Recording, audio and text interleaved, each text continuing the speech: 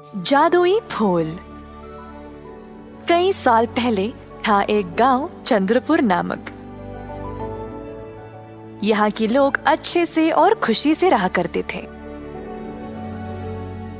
पर कुछ देर बाद इस गांव में आ गया एक भयंकर आदमी, जंजीर नामक।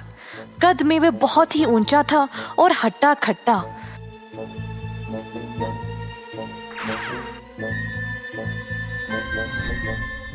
वो बहुत लालची था और अक्सर गांव के लोगों का खाना पीना और धन दौलत जोर जबरदस्ती उठा लेता था।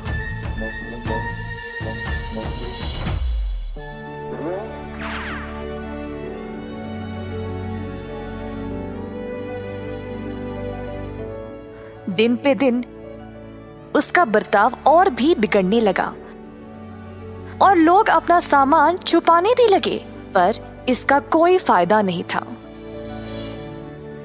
जंजीर कुछ भी करके लोगों के चीजों को ढूंढ कर उठा ले जाता था। एक समय पे चंद्रपुर एक सुखी जगह था, पर जब से जंजीर वहां पर आया उसने वहां दहशतगर्दी फैला रखी थी। उस गांव में थी एक पुजारिन, धार्मिकी नामक। पुजारिन को ये सब देखकर बर्दाश्त नहीं हुआ। वह जंजीर का सामना करना चाहती थी, पर वह अब बूढ़ी हो चुकी थी और उसको लगा कि उसके पास जंजीर को हराने की शक्ति नहीं रही। रोज धार्मिकी लोगों को परेशान होते हुए देखकर बुरा महसूस करती थी। धार्मिकी ने सोचा कि अब तो किसी भी कीमत पर जंजीर को रोकना ही पड़ेगा।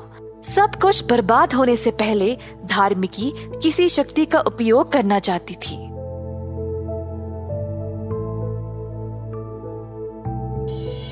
दिन रात धार्मिकी ने अपने पूर्वजों की किताबों में कोई हल के लिए ढूंढा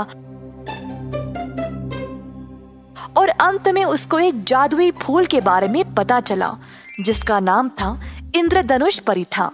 जो भी इस जादुई फूल को एक मंत्र पढ़कर उसकी मिट्टी को सूंघेगा, वो जवान हो जाएगा और उसके पास कुछ शक्तियां भी आ जाएगी।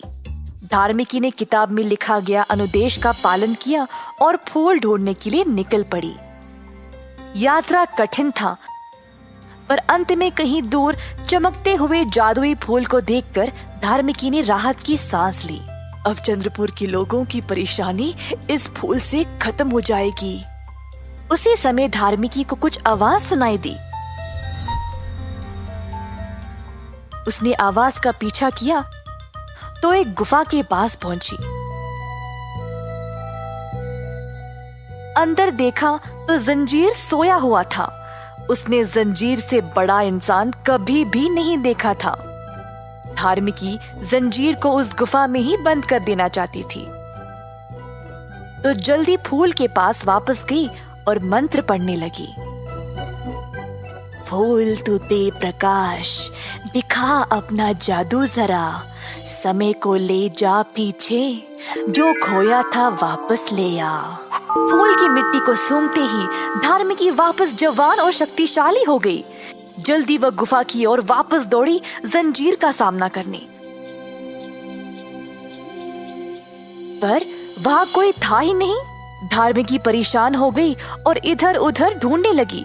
उसको लगा कि शायद जंजीर गांव की ओर चला गया।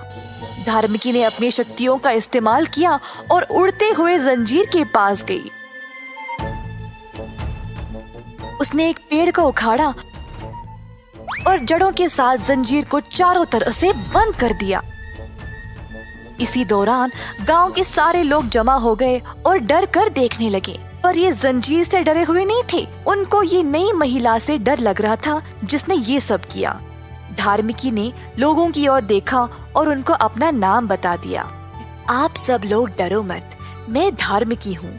जंजीर को गांव में दहशतगर्दी फैलाते हुए देखकर मैं परेशान हो गई थी। मुझे एक जादुई फूल मिला जिसने मुझे ये शक्ति दी है जंजीर को रोकने के लिए। लोगों को अब तसल्ली हो गई थी कि धार्मिका गांव को किसी भी खतरे से बचा लेगी। चंद्रपुर वापस एक सुखी और शांत जगह बन गया। इस कहानी से हमें ये सीख मिलती है कि उम्र कोई वजह नहीं है खुद को कुछ भी काम करने से रोकने के लिए। अगर दिल से चाहो तो इंसान कुछ भी प्राप्त कर सकता है। कई साल पहले